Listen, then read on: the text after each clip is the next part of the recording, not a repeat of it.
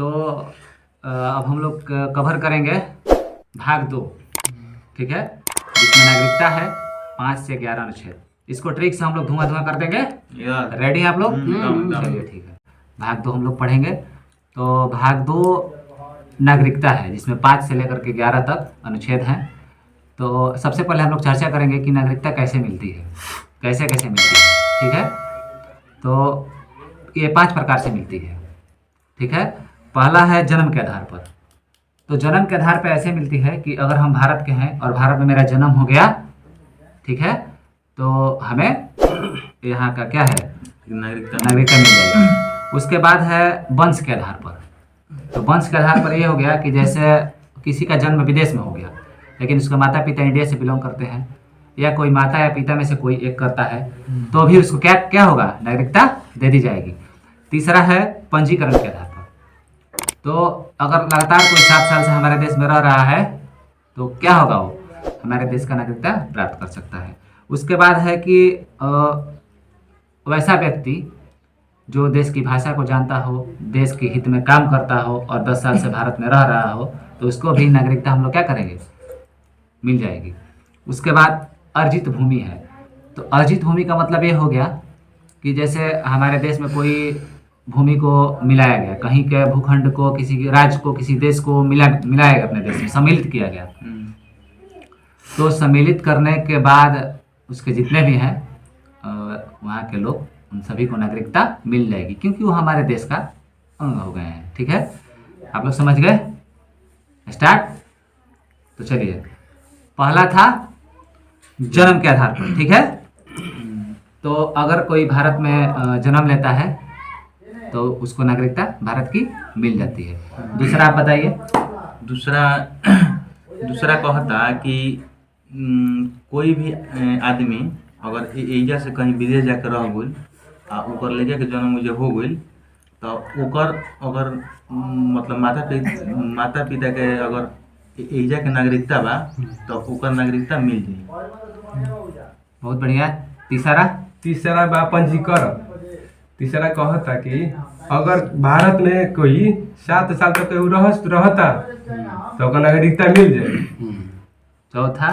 चौथा ही कहता कि अगर कोई व्यक्ति बाहर से आई बड़ुए ऐजा 10 साल तक रहता आ देश के हित में कोनो काम करत तड़ुए भलाई के, तो ओकरा नागरिकता मिल जाए। पांचवा कहता कि जवन राज्य भूखंड देश के मिलावल गइल बा अपना राज्य देश में, ओकर जितना भी नागरिक बड़न, जौन भी राज्य होके चाहे देश होके, तो सबके नागरिकता दियल जाए। जैसे सिख के हमनी में शामिल भाई, उसका सारा क्या हो गया, सारा नागरिकवासी को नागरिकता मिल गया, हो गया। नागरिकता हम लोग समझ गए, ठीक है। अब हम लोग चर्चा करेंगे 5 से लेकर के 11 तक के अनुच्छेद पर, ठीक है।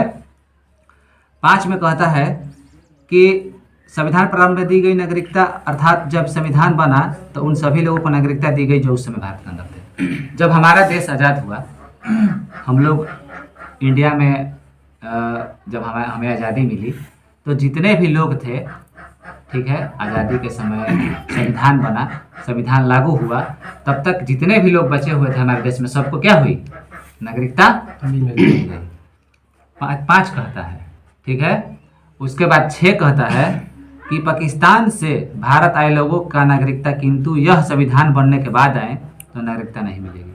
अगर कोई पाकिस्तान का था लेकिन वो चाहता है कि इंडिया में आके नागरिकता ले लें, तो वो कब तक ले सकता था, जब तक कि संविधान नहीं बना था, तब तक वो ले सकता था, अन्यथा नहीं ले सकता। 7 में कहता है कि स्वतंत्रता के बाद भारत से पाकिस्तान चले गए ऐसे व्यक्ति जो संविधान बनने से पहले लौट आए, इंडिया का कोई था, पाकिस्तान चला गया और संविधान बनने से पहले लौट आया, तो उसको नागरिकता मिल जाएगी। अगर वो लेट करता है तो उसको नहीं मिलेगी, ठीक है। 9 में है कि विदेशी नागरिकता लेने पर भारत की नागरिकता समाप्त।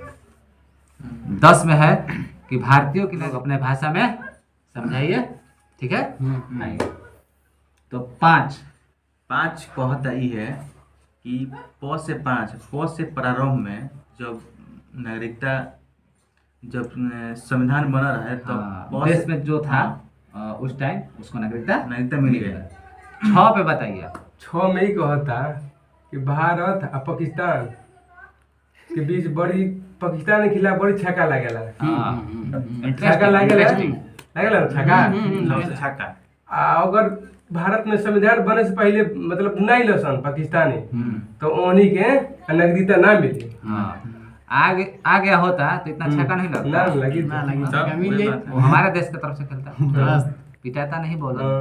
हाँ। हाँ, 7 में 7 सुबह के भुलाइल आ शाम 7 के अगर घरे आ गुल तो भुलाइल ना कहाला।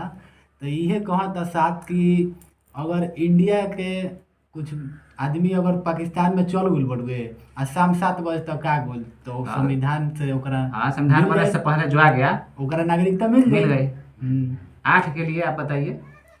8 तो सर ये कहता कि 8 जिला माँ कोइला अगर मान ली कि नौकरी चाकरी करे खातिर बाहर विदेश चल गलो, दूसरो देश में चल गलो, 8 गो देश में चल गलो, आ अगर जाके नौकरी करके आ जाता तो नागरिकता समाप्त ना होई, उ बरकरार रही। अच्छा, आ ओहिजे सर 9 में कहता कि तू गइलो नौकरी करे 8 जिला घूमत रह उन्हें तू बियाह करे लो, मान के चली ये तो गलत बात है ना। आ मान के चली कोने बियाह करे लो तो ओजा के रउआ नागरिकता मिल गई, तो जब ओजा के नागरिकता सर मिल जी तो है जगह खत्म न हो जाई।